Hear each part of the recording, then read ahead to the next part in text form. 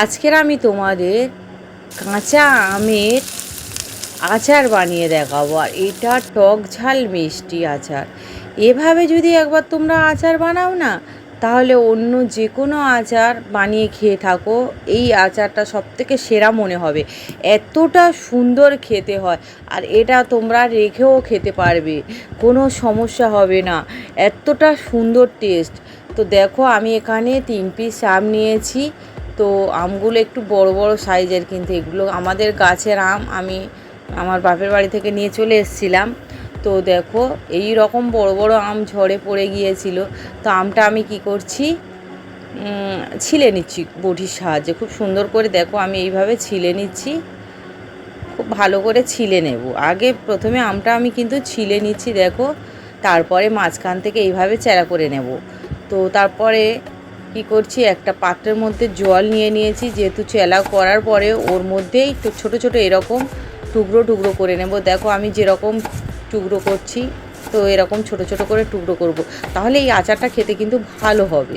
তো দেখো, কেটে আমি কিন্তু ওই জলের মধ্যেই ফেলে দিচ্ছি। এইভাবে 3টে 4টে করে একটা করে লম্বা লম্বা ফালিতে করে নেব। তো এইভাবে আমি আমগুলো সবকটা আম কেটে নিচ্ছি, দেখো ছিলে কেটে পরিষ্কার করে নিচ্ছি। তো আমটা তোমাদের বলে রাখি, তোমরা হয়তো অনেকেই অনেক রকমের আচার খেয়েছো, তো প্লিজ একবার এভাবে বানিয়ে খেয়ে দেখতে পারো, অসাধারণ লাগে খেতে। আর এরপরে ধুয়ে নিচ্ছি, ধুয়ে একটা প্লেটে তুলে নিচ্ছি দেখো। আর এভাবে যদি আচার বানাও, তো ঘুরতে ফিরতে খেতে কিন্তু ইচ্ছা করবে, এতটা সুন্দর খেতে হয়। তো দেখো, আমি পিসটা কেমন করেছি, ধুয়ে নিয়েছি। এবার কি করছি, একটা মশলা রেডি করে নেব। তো তার জন্য কড়াই বসিয়ে দিয়েছি, 2 চামচ ওর মধ্যে ধনে দিয়ে দিচ্ছি। আর এখানে একটা শুকনো লঙ্কা দিলাম, 1 চামচ জিরে দিচ্ছি, আর 1 চামচ কালো জিরে, আর মরিচ 8-10টা, আর মৌরি দিয়ে দিচ্ছি এখানে 2 চামচ কিন্তু। আর আরও একটা আমি শুকনো লঙ্কা দিলাম, দিয়ে আমি মোটামুটি ভেজে নেব। আর ভাজাটা কিন্তু খুব বেশি পুড়িয়ে ভাজলে হবে না, হালকাভাবে ভেজে নিচ্ছি। দেখো ভাজা হয়ে গেছে, এবার এটা গুঁড়ো করে সাইডে রেখে দেব। তো গুঁড়োটা করব মোটামুটি, খুব একটা মানে বেশি গুঁড়ো করব না, একটু দানা দানা থাকবে। তো এবার কড়াইয়ের মধ্যে আমি আমটা, দেখো আমটা নিলাম। তো কড়াইয়ের মধ্যে এবার প্রথমে আমি কি করব, কড়াই গরম হয়ে গিয়েছে, সর্ষের তেল দিয়ে দেবো। এখানে 2 চামচ মতো আন্দাজ করে সর্ষের তেল।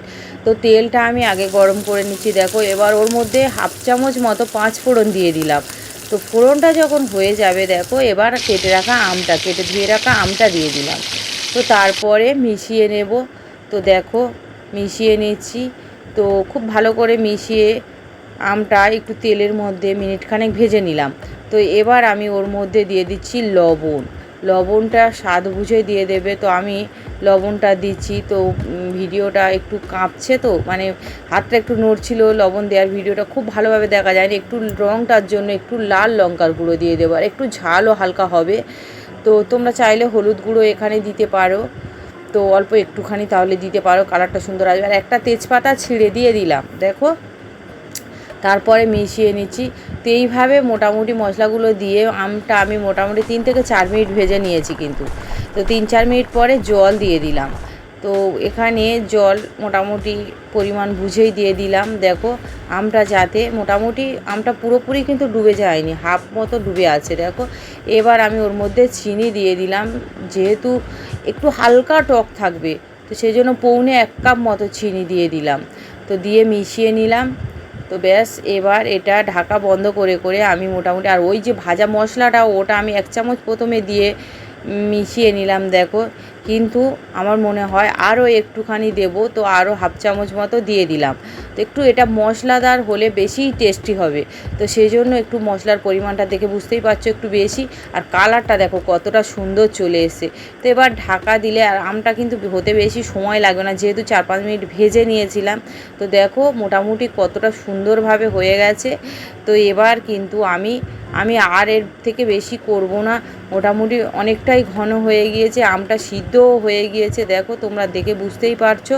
তো এরকমভাবে আমি বানিয়ে নেব। তো এর থেকে বেশি আর ঘন হবে না, কারণ এমনিতেই খুব একটা যে আর জল আছে বা না নেই, তো এবার এটা আমি গ্যাস অফ করে প্লেটে সার্ভ করে দিচ্ছি। দেখো তোমরা এই আচারটা বানিয়ে মোটামুটি বাইরে যদি রেখে দাও তাহলে 7 দিন তো অনায়াসে খেতে পারবে। আর আমি যেহেতু ভিনিগার দিইনি তাহলে বাইরে বেশি দিন তো রাখা যাবে না। আর এটা তোমরা যদি নর্মাল ফ্রিজে রেখে দাও তাহলে প্রায় অনেক দিন পর্যন্ত তোমরা কিন্তু খেতে পারবে।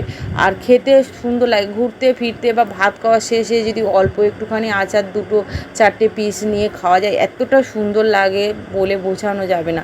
তো তোমরা এভাবে একবার কিন্তু কাঁচা আমের, এখনও কাঁচা আম পাওয়া যায়, কাঁচা আমের আচার বানিয়ে খেয়ে দেখতে পারো। সবথেকে সেরা আচার যদি বললে হয় এই আচারটা, একটু মশলাদার কিন্তু খেতে দুর্দান্ত।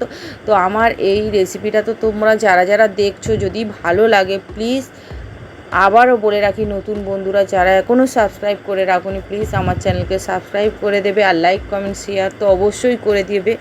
তো আজকের মতো ভিডিওটা কিন্তু আমি এখানে শেষ করলাম। দেখো আর ভিডিওটা আমি তোমাদের কাছে থেকেও দেখাচ্ছি আমটা কতটা সুন্দর দেখতে লাগছে। তো তোমরা কিন্তু এভাবে একবার হলেও প্লিজ বাড়িতে বানিয়ে দেখো, আমাকে জানাবে কবে।